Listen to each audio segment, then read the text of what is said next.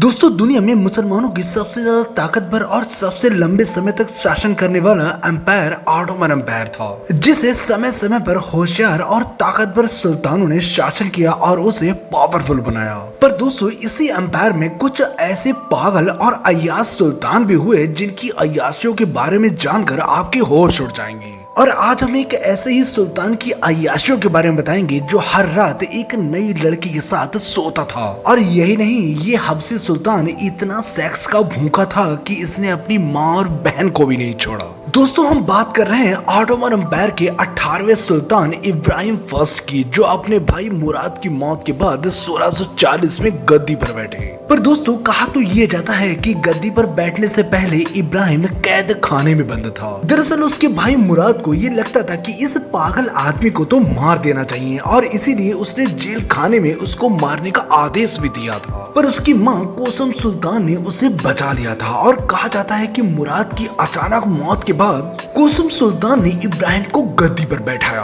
दोस्तों आपकी जानकारी के लिए बता दूं कि ऑटोमन एम्पायर में कोसम सुल्तान सबसे खूबसूरत और ताकतवर रानी थी। दोस्तों कहा जाता है ना कि पागल और अय्याश राजा जब गद्दी पर बैठता है तो उसके काम भी वैसे ही होते हैं। और पावर हाथ में आते ही इब्राहिम अय्याशियों में डूब गया। इसने अपनी हवस को पूरा करने के लिए एक अलग विभाग बनवाया था जिसका काम था खूबसूरत और कम से लड़कियों को सुल्तान के बिस्तर तक पहुंचाना। और इसीलिए इसका ज्यादा से ज्यादा समय हरम के अंदर नाच गानों में बीतता था। और दूसरी तरफ सल्तनत के सारे काम कोसम सुल्तान देखती थी। दोस्तों इसकी अय्याशी का आलम ये था कि इसने महल में काम करने वाली हर एक दासी को पेल चुका था। और ये तो हर शाम शाही बाग में दासियों को बुलाकर उनसे गंदी हरकतें करता था।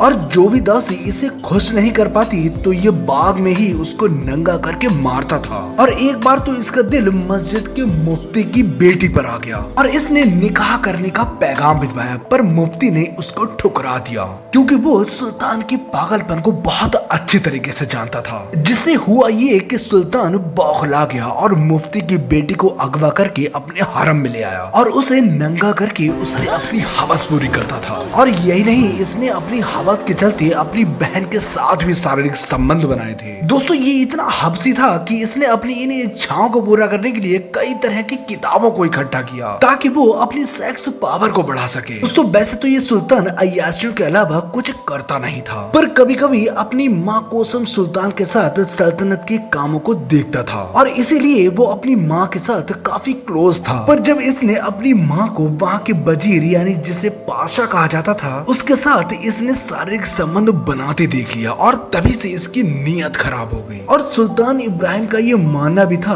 कि घर की चीज घर में ही यूज हो तो ज्यादा बेहतर है। और इसीलिए वो एक रात शराब पीकर अपने माँ के बिस्तर पर अपनी माँ के साथ सो गया। उस रात इसने अपने सारे अरमान पूरे कर लिए। दोस्तों ये वो समय था जब इसकी अय्याशियों का घड़ा भर चुका था। और दूसरी तरफ ऑटोमन एम्पायर की हालत कुछ अच्छी नहीं थी और इसी बीच सैनिकों का भी समय समय पर तनख्वाह न मिलना और किसी भी तरह की सुविधा न मिलने पर सैनिकों ने सुल्तान के खिलाफ विद्रोह कर दिया। और दूसरी तरफ शहर के मुफ्ती ने भी सुल्तान के खिलाफ फतवा जारी कर दिया, जिससे अब उसके फेवर में कोई बचा ही नहीं और उसको गद्दी से हटाकर दोबारा कैद खाने में डाल दिया गया। दोस्तों वो जहाँ से आया था उसको वहीं पहुँचा दिया गया। वैसे दोस्तों सुल्तान इब्राहिम के बारे में आपका क्या कहना है कमेंट्स करके जरूर बताएं। और अगर आपको ये वीडियो अच्छा लगा हो तो प्लीज सब्सक्राइब करें क्योंकि हम ऐसे ही रियल और इंटरेस्टिंग वीडियो लाते रहते हैं।